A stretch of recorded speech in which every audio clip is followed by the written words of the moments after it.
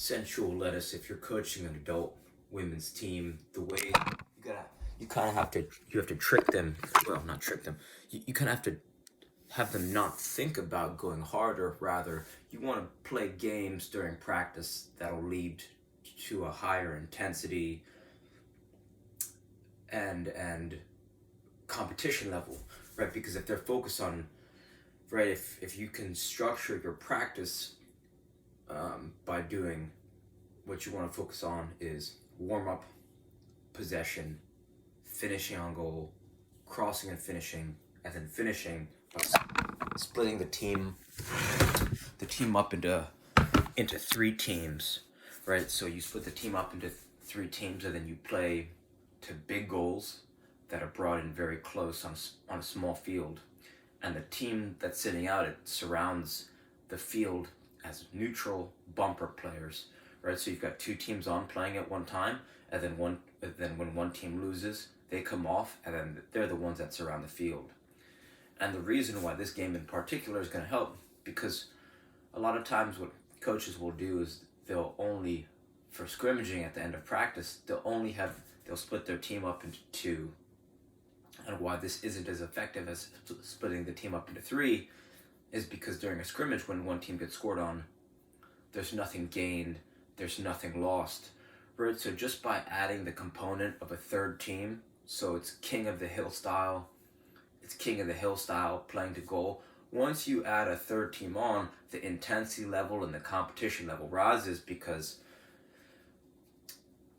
it's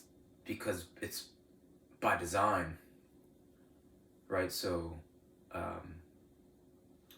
your player's natural competitiveness will start to come out, because no one wants to be neutral bumper players. You want to stay on the field, and you want to. It's more fun, to knock off each opponent that comes on, and then you could start to see when teams start to really get into sync, because every 2 to 4 minutes they're connecting passes and then finishing on goal, right? The goal should be so close where it shouldn't take more than 2 to 4 to 5 minutes for one team to score, because if someone loses a mark or there's a great pass or a great shot on goal, boom, next team's on, right? So I'll include a video where I kind of go into this full practice at detail, but that's the key. Finish the practice with playing to big goals after you split your team up into three, and you could do sweeper keepers if you don't have goalkeepers, or you could do if the numbers just don't work out that perfect, you could put a neutral player, right? So there's ways that you can kind of adapt if you only have one goalkeeper, if you got no goalkeepers. But the key is split the teams up into three and make the goals close together on a small field, and then surround the team with the team that's sitting out as bumper players. This keeps them engaged, and since they only have one touch on the outside, since they want to get back on the field, they usually should be locked in where they're going to give great passes, because the better passes they give, it's going to get them onto the field faster. So hopefully this helps. Reach out with any questions. All right, thank you.